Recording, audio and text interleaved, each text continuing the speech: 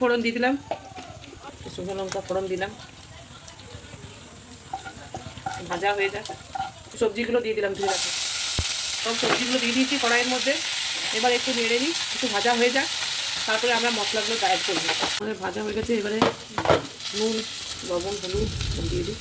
পরিমাণ মতো হলুদ দিয়ে দিলাম, পরিমাণ মতো লবণ দিয়ে দিলাম, আদা লঙ্কা বাটা আছে সেটা দিয়ে দিলাম, ভাজাগুলো মশলা দিয়ে দিলাম, একটু বাটাটা দিয়ে দিলাম।